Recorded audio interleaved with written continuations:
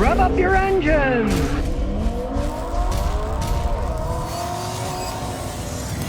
Today I'm going to show you why the 78 Camaro could be a decent choice. And the reason I'm saying 78 is because that's pre-computer. Let's look under the hood. And what's under here? A V8 engine with a carburetor. Now this carburetor sends fuel to the engine. A carburetor. You could buy many different ones that would fit this engine. You could put a nice Holly race one, maybe a 750 or an 850. Easy to swap, easy to change things out. Let's compare this to any modern car. Under the hood of a modern car is an engine that's run by a complex electronic fuel injection system with computers. The fuel pump is hiding inside the gas tank.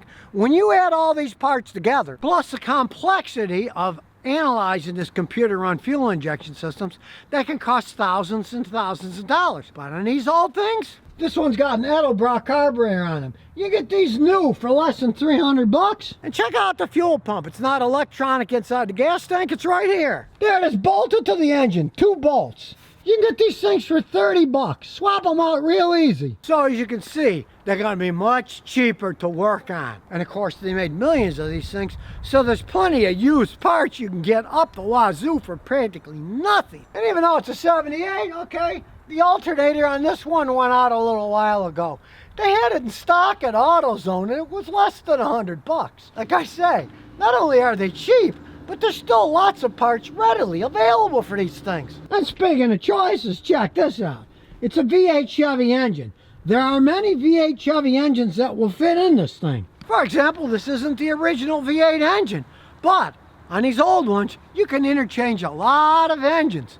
Not being computerized, many things can be easily swapped out. If you compare this to a modern car, Lexus, forget swapping out a different engine.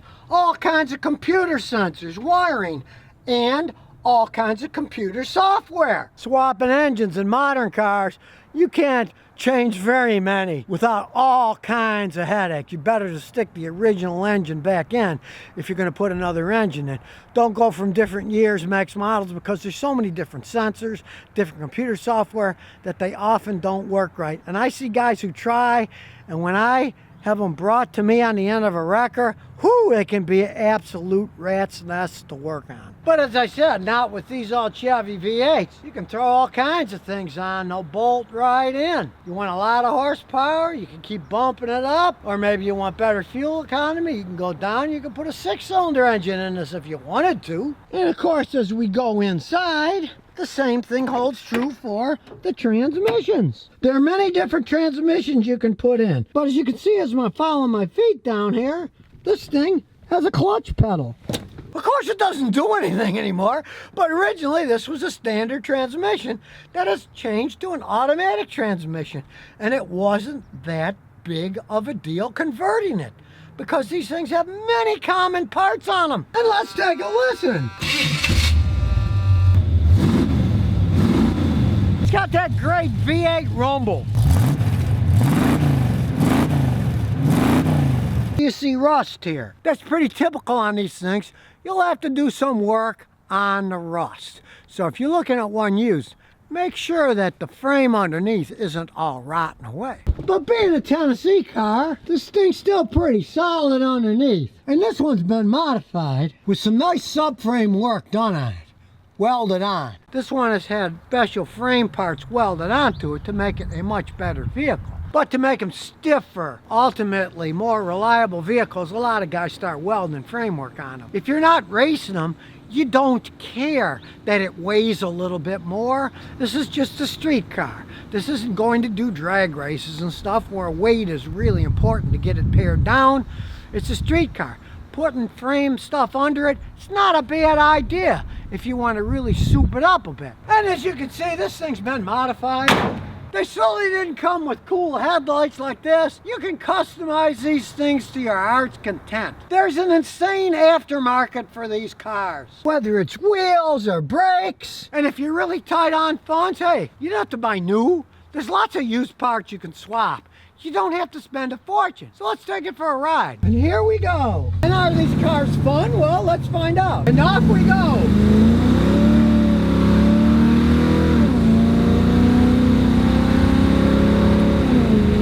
So now the answer to the million-dollar question everyone's been waiting for. What does he pay for this car? Well, he bought it for $3,500 and he's put $1,500 into it. He's got a grand total of $5,000 invested in this. What are you gonna get used for $5,000? What? An old Kia or something? This is a lot more fun. But sure, if you drive them like he does, they're tremendous gas hogs, but hey, gas is still cheap for the time being, so why not take advantage of it? Oh, you want a fun, cheap muscle car? Maybe you'll think 70s Camaro. Might be right for you. It certainly isn't gonna hurt your pocketbook if you're a smart buyer. And here's some bonus questions and answers. Well, here we go with more problems with mid-engine C8 Corvette.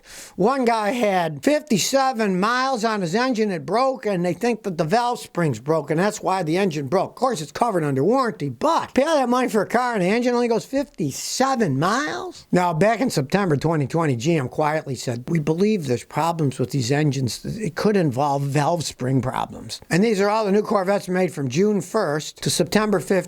Reasonable amount, right? Here we go again with GM and their lack of quality. Valve springs have been out for ages, and if anything, modern technology valve springs are much better than they used to be. If you know anything about motorcycles, the Ducati motorcycle was Desmondronic. They had cams that opened and closed the valves. There were no valve springs. Back a million years ago, that was radical technology, so they could go faster, but since then, the valve spring technology has evolved so much. You got Japanese motorcycles that their valve springs can handle all kinds of revolutions and go 100,000 miles without breaking.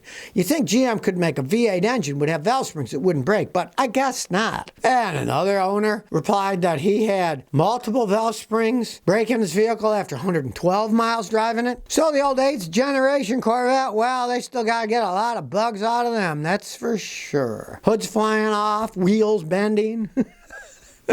They were fun to drive, I gotta say. When I drove them, they were a lot of fun. But if you watch my video, I did put a disclaimer. This is a GM product, who knows if it'll hold up. Well, not even a year later, and they're not holding up all that well.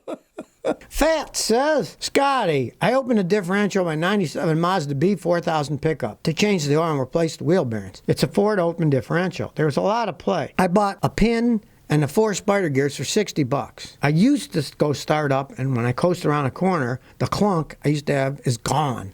What a bonus. But I got a question. I've had it for 10 years. Now, I've driven without the clunk for 3 days, and I noticed the shift is clean. But how can the differential cause hard shifting?